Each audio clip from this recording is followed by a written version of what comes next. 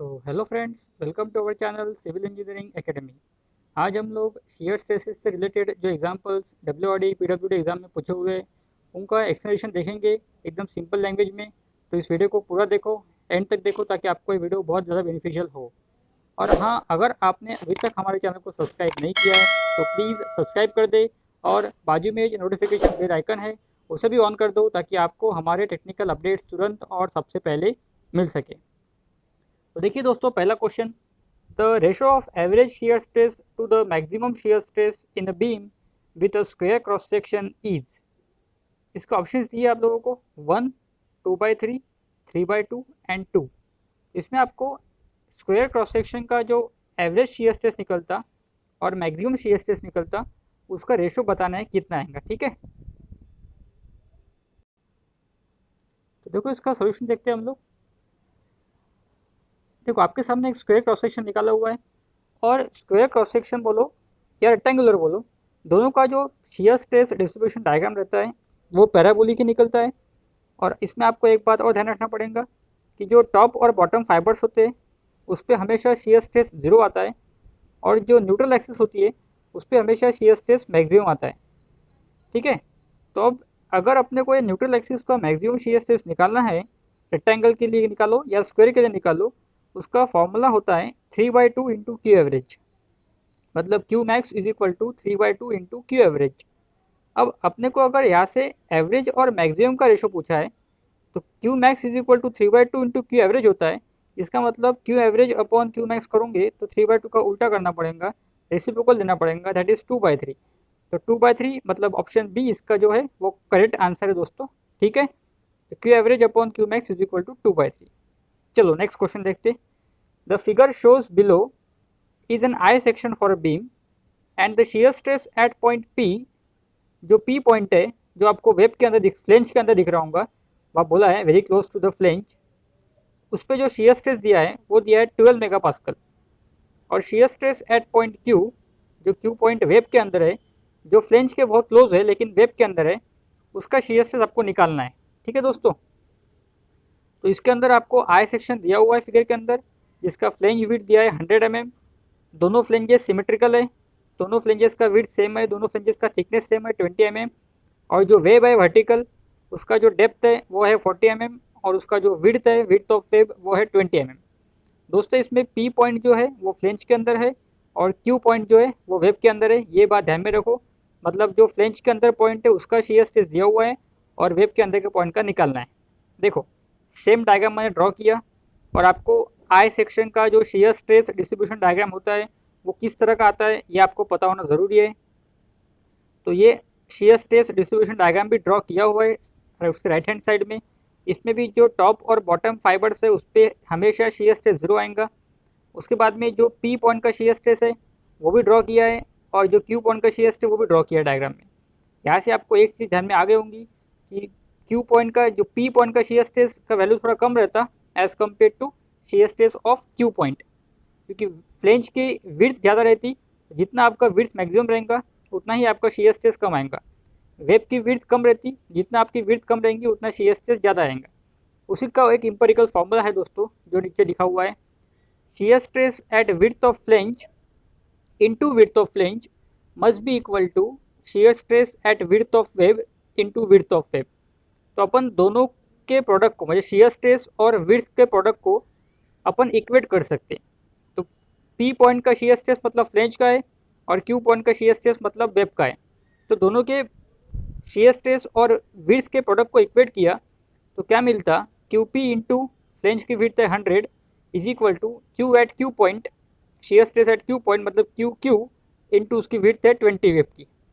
इसको अगर सॉल्व किया तो यहाँ से क्यू एट क्यू पॉइंट, मतलब shear stress at Q point आ गया 1200/20, that will be equal to 60 mega pascal.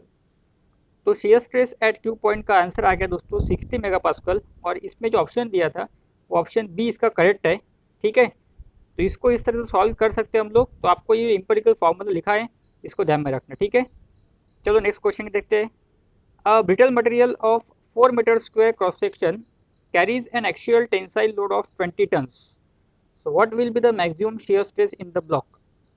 तो इसमें एक सेक्शन दिया है जिसका एरिया है 4 मीटर स्क्वायर, तो इसको रेक्टेंगल ही कंसिडर करना पड़ेगा क्योंकि इसका क्रॉस सेक्शन एरिया दिया है, मतलब रेक्टेंगुलर ही है ये, इसमें डायमीटर वगैरह गिवन है, मतलब सर्कल तो नहीं है। और इसमें जो टेंसाइल लोड दिया है वो दिया है 20 टन्स। और आप देख रहे होंगे तो आपके सारे ऑप्शंस केजी पर सेंटीमीटर स्क्वायर में दोस्तों, तो ऑप्शन देख लो 1250, 1000, 500 और नन ऑफ दिस, सारे ऑप्शंस केजी पर सेंटीमीटर स्क्वायर में है। ठीक है, तो इसको अपन केजी पर सेंटीमीटर स्क्वायर में सॉल्व करेंगे। तो सबसे पहले क्या करेंगे, अपन एरिया को और लोड को केजी और सेंटीमीटर में कन्वर्ट कर लेंगे।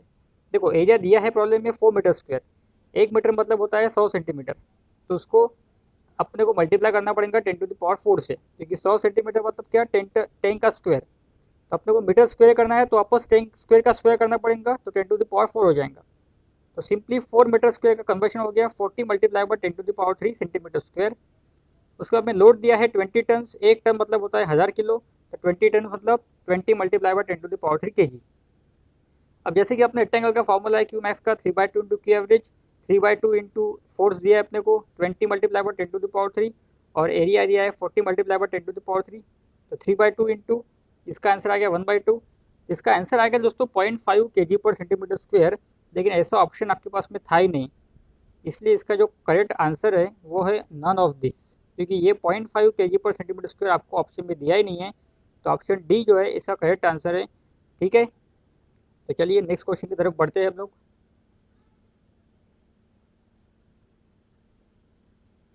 The maximum shear stress due to shear force V on a rectangular section of area A is at the neutral axis and its value is, तो जो मैक्सिमम शियर स्ट्रेस बोला है वो कहाँ आता है हमेशा, एट द न्यूट्रल एक्सिस। तो अगर उसका शियर फोर्स V है और उसका एरिया A है तो उसका मैक्सिमम शियर स्ट्रेस का वैल्यू क्या रहेगा।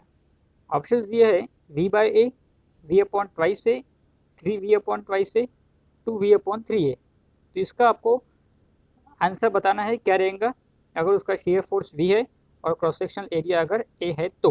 ठीक है, इसका सॉल्यूशन देखो, रेक्टेंगुलर सेक्शन में आपको मैक्सिमम शियर स्ट्रेस का फॉर्मूला पता है क्या है, इसको अपन ने 2-3 बार सॉल्व कर लिया अभी।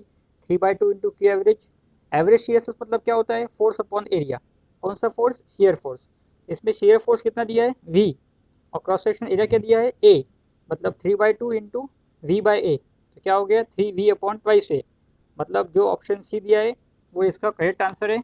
इसमें शेयर फोर्स को V बताया हुआ है और क्रॉस सेक्शन एरिया को A दिया है, तो अपन ने सिंपली V/A पुट कर दिया, तो अपने को आंसर मिल गया 3V/2 से। बहुत सिंपल क्वेश्चन था ये, इसमें कुछ भी एकदम दिमाग लगाने का काम नहीं था अपने को।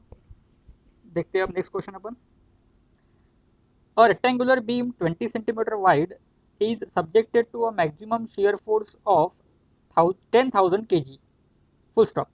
The corresponding maximum shear stress being 30 kg per centimeter square.